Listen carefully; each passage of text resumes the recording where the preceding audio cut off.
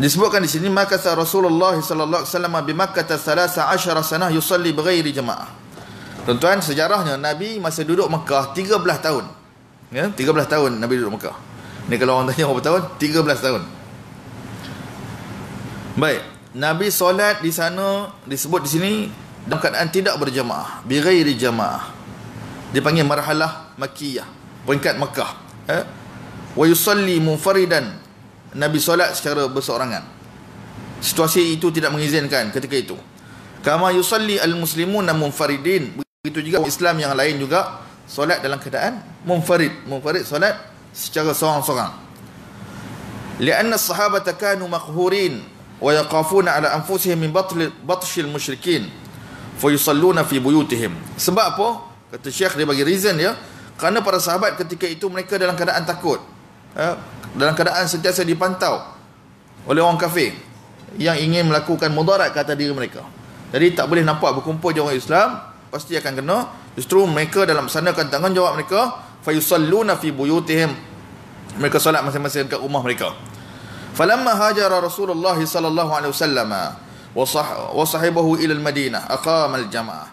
Baik, ketika mana Nabi berhijrah ke Madinah dan para sahabat ikut sekali Nabi berhijrah, tiba di Madinah mereka mula mendirikan solat jamaah ini.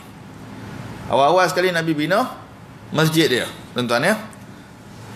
Menarik sejarah pensyariatan masjid. Kalau tuan-tuan baca sejarah Madinah, masa kami belajar dulu pun Syekh selalu baca, tuan-tuan, Nabi SAW ketika itu bersama dengan unta dia, ya. Kemudian Rasulullah SAW bila unta tu dia berjalan, sehinggalah dia berhenti satu tempat. Kemudian bila unta tu berhenti, Nabi pun kata di sini tempat dia. Difahami di situlah tempat untuk dibina rumah Allah SWT. Masjid Nabawi ni tuan-tuan, yang bahagian depan sekali tu, tuan-tuan bayangkan raudhah tu, kawasan depan, kawasan tersebut adalah rumah, di sekitar tu rumah Abu Ayyub Al-Ansari, ya. Ketika itu nak ceritanya dalam sejarah Rasulullah SAW, barang-barang Nabi ketika itu, sahabat-sahabat ni tuan-tuan, yang paling cerdik ketika itu adalah Abu Ayyub. Dia ambil terus barang Nabi, bawa masuk rumah dia. Sahabat-sahabat Nabi yang lain semua bercita-cita Nabi turun kat Madinah. Ketika itu Nabi stop dekat unta dia. Mereka nak Nabi duduk rumah. Ni satu tetamu yang sangat mulia. Semua orang cita-cita nak Nabi datang dekat rumah masing-masing. Nabi adilnya Nabi, tuan-tuan. Ketika itu agak-agak macam mana, tuan-tuan? Dapat tak Abu Ayyub bawa Nabi? Nabi kata al-mar'u ma'a rahilati. Rasulullah bersama dengan, Rasulullah kata seseorang itu dia akan follow di mana barang dia pergi. Cerdiklah Abu Ayyub ni, dia angkat dulu barang Nabi, lalu Nabi pun duduk rumah Abu Ayyub. Diceritakan juga ketika itu Abu Ayyub suruh Nabi duduk di tingkat atas, Nabi tak nak, Nabi duduk bawah. Tawaduknya Rasulullah sallallahu alaihi wasallam. Ada cerita yang sangat menarik, ya, yang menyebutkan tentang perkara demikian. Poin kita di sini nak ceritanya, Nabi SAW bila sampai di Madinah, sebelum tu lagi Nabi dah bina Masjid Quba, ya. Di Madinah Nabi SAW mendirikan salat jamaah, wa wazaba 'alaiha. Wazaba maksudnya Nabi sentiasa konsisten.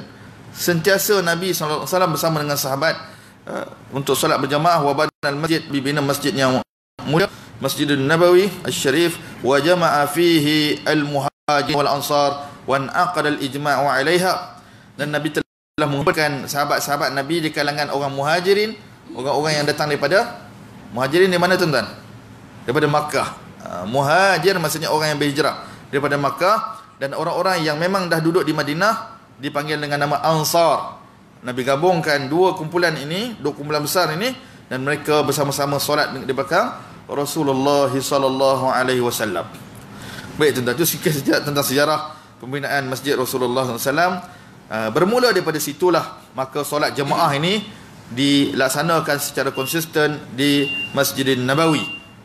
Adapun ketika mana di marhalah Makkah, di peringkat Makkah, tidak dilaksanakan solat jemaah. Kalau orang tanya di Makkah ada solat jemaah tak? Pada peringkat awal sejarah Islam tidak ada dilaksanakan solat jemaah, masing-masing solat seorang-seorang. Sebab apa? Kerana situasi itu tidak mengizinkan.